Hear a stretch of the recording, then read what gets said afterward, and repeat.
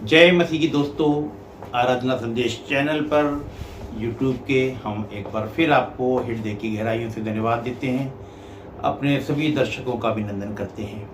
आज फिर हम एक नया विषय लेके आपके साथ पवित्र शास्त्र बाइबल में से कुछ चिंतन और मनन करेंगे। अक्सर जो हम गुनाह करते हैं मन से, वचन से या अपनी दृष्टि से गुनाह को करते हैं। मन के विषय में हम देखते हैं यिर्मयाह नबी की पुस्तक में बड़ा स्पष्ट रूप से बताया गया है कि मन सबसे अधिक धोखा देने वाला है और इसमें असाध्य रोग लगा है।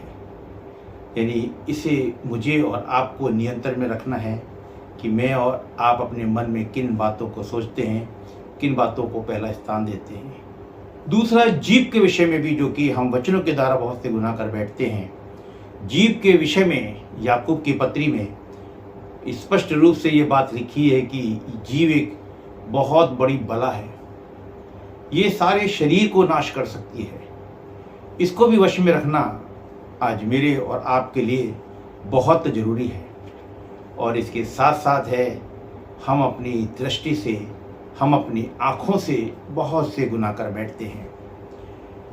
पहला यूहन्ना 2 अध्याय और उसके 16वें वचन में लिखा है, क्योंकि जो कुछ संसार में है अर्थात शरीर की अभिलाषा और आँखों की अभिलाषा और जीविका का घमंड, वे पिता की ओर से नहीं परंतु संसार ही की ओर से है।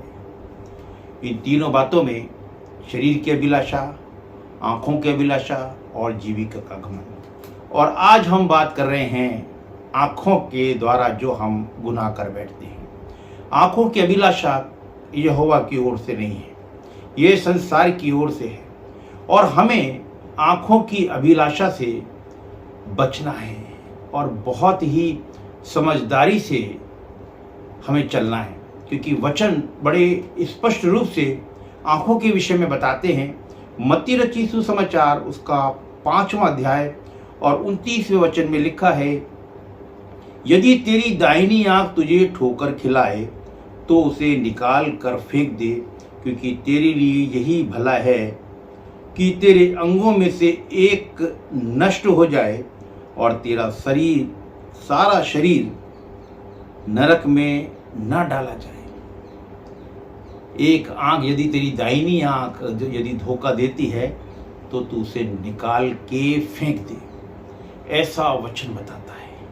ऐसा नहीं है कि हम 2 आँख रखते हैं, उनमें से एक को निकाल के फेंक दें। ये एक ही आँख गुनाह करती है। आँख जब गुनाह करती हैं तो दोनों गुनाह करती हैं। निकाल के फेंकने से यहाँ बड़ा स्पष्ट रूप से ये तात्पर्य है कि हमें उन बातों को छोड़ना है, अपनी निगाहों को, अपनी दृष्टि को पवित्र बना के रखना है। बड़ी महत्वपूर्ण बात है, क्योंकि आँखों के द्वारा पवित्र शास्त्र बताता है, यदि मैंने और आपने किसी पर कुदृष्टि डाल दी तो ये मान लो कि वह विचार कर लिया।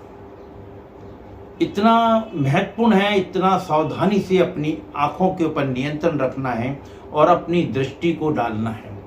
मत्ती रचित सुसमाचार उसका 6वां अध्याय उसके 22-23 वचन में स्पष्ट रूप से लिखा है, शरीर का दिया आँख है, इसलिए यदि तेरी आँख निर्मल हो तो तेरा सारा शरीर भी उजियाला होगा, और यदि तेरी आँख बुरी है तो तेरा सारा शरीर अंधियारा होगा। ये आँख बड़ी छोटी सी चीज़ है, शरीर का एक बड़ा छोटा सा अंग है, लेकिन हम बहुत बड़ी दुनिया को देख लेते हैं। बहुत आवश्यक है कि मेरा और आपका इन आँखों के ऊपर पूरा नियंत्रण हो। पवित्रता से भरी दृष्टि हम सबके ऊपर डालें। और हम पवित्र शास्त्र बाइबल में बहुत से ऐसे वृतांतों को देखते हैं जिन्होंने केवल अपनी आँखों के द्वारा पाप कर दिया और फिर उसकी क्षमा तक नहीं मिली। सबसे पहले हम उत्पत्ति की पुस्तक में जब हम देखते हैं हवा और आदम के विषय में, उनके पाप में पड़ने की जो घटना हम देखते हैं, वो स्पष्ट रूप से लिखा है कि जब शैतान यानी सर्प की और हव्वा की बातचीत होती है और सर्प उस फल को दिखा के कहता है जो फल खाना वर्जित था, और उसके लिए हवा जब उस फल को देखती है, बहुत सारी उनके बीच में बातचीत होती है, लेकिन हम केवल आँखों के विषय में बात करना चाहते हैं, इसलिए हम संक्षिप्त में बताते हैं कि हवा ने कहा ये फल खाने में अच्छा, देखने में मन भाऊ और बुद्धि देने के लिए चाहने योग्य है। देखने में मन भाऊ, जब वो उसे फल देखने में मन भाऊ लगा और वो सर्प की बातों में आ गई, दृष्टि के द्वारा, अपनी आंखों के द्वारा हवा ने एक बहुत बड़ा पाप कर दिया और उस पाप के अंदर उसने आदम को भी फंसा दिया और वो दंड के भागीदार हो गए। कल्पना करके देखो, यदि उस फल के ऊपर हवा की दृष्टि लालच के रूप में ना पड़ी होती, या वो ये ना कहती कि देखने में मन भाऊ, उसके मन को पसंद ना आता, तो शायद इस पाप से वो बच जाते। और भी वृतांत हम देखते हैं, दाऊद के जीवन को देखते हैं। दाऊद के जीवन में जो गुनाह हुआ, जिसका उसने अंगीकार किया, वो था हित्ती उरिया की पत्नी बदशिबा के ऊपर कुदृष्टि डालना। ये थी उसकी आंखों की अभिलाषा, जो कि परमेश्वर की ओर से नहीं, संसार की ओर से है। वर्ष के शुरू में जब राजा लोग लड़ने युद्ध पे जाया करते थे, ऐसे समय में दाऊद अपने महल में छत पे टहल रहा था और उसने हित्ती उरिया की पत्नी बशेबा को देखा और उसकी आंखों ने अभिलाषा की उसको पाने की, और उसने अद्भुत रीति से एक गलत तरीके से उस हित्ती उरिया को मरवा दिया और उसकी पत्नी को उसने अपने यहाँ रखा। ये उसके जीवन का बहुत बड़ा पाप था, जिसका अंगीकार वो भजन संहिता 51 में करता है। इसी तरह हम देखते हैं अहाब के जीवन में भी, जब उसकी दृष्टि नाबोत की बारी के ऊपर पड़ी, जो कि इजराइल में थी, और उसको देख के उसने चाहा कि मैं इसे ले लूं, और उसकी हर कीमत देने को तैयार था। उसके बदले में, उस बारी के बदले में दूसरी और अच्छी जगह, अच्छी बारी देने को तैयार था, लेकिन उसकी निगाह उसके ऊपर पड़ चुकी थी और वो चाहता था कि इसे ले ले। वो उदास हो जाता है, लेकिन उसकी पत्नी इजबेल के द्वारा, एक ऐसी रीति के द्वारा, एक कपट के द्वारा, एक छल के द्वारा वो नाबोत को मरवा देती है और अहाब से कहती है कि अब जा, तू उसकी बारी को ले ले। और ये उसके लिए पाप था, ये उसके लिए शाप गिना गया, जिसका कि यहोवा ने उसको नबी के द्वारा बताया कि ये तेरा पाप है। हम और भी वृत्तांतों को देखते हैं। लूत को जब देखते हैं, एक समय था जब अब्राहम और लूत के सेवक बहुत बढ़ चुके थे, उनमें आपस में झगड़ा ना हो, तो उन्होंने भी चाहा कि अब कुछ ऐसा रास्ता निकाला जाए जिससे हमारे सेवकों के बीच में, हमारे दासों के बीच में झगड़ा ना हो। अब्राहम ने लूत के सामने एक इच्छा रख दी, और जैसा कि हम उत्पत्ति की पुस्तक के अंदर देखते हैं 13वें अध्याय के अंदर, तब अब्राहम लूत से कहने लगा, मेरे और तेरे बीच और मेरी और तेरे चरवाओं के बीच झगड़ा ना हो, क्योंकि हम लोग भाई बंधु हैं। क्या सारा देश तेरे सामने नहीं? इसलिए मुझसे अलग हो जा। यदि तू बाईं ओर जाए तो मैं दाहिनी ओर जाऊंगा, और यदि तू दाहिनी ओर जाए तो मैं बाईं ओर जाऊंगा। तब लूत ने आंखें उठाकर यरदन नदी के पास वाली सारी तराई को देखा कि वह बहुत सिंची हुई है। यहाँ पर हम देखते हैं कि लूत की निगाह जो पड़ी, उस तराई के ऊपर पड़ी जो सिंची हुई थी, हरियाली थी, और लूत ने वो मार्ग ले लिया। और अब्राहम कनान देश में ही रहने लगा। लेकिन जब इसी अध्याय के और वचनों को पढ़ते हैं, अब्राहम कनान देश में रहा, पर लूत उस तराई के नगर में रहने लगा और अपना तंबू सदोम के निकट खड़ा किया। सदोम के लोग यहोवा के लेखे में बड़े दुष्ट और पापी थे। लेकिन वो जगह जो लूत ने चुनी थी, वहां के लोगों को नहीं देखा।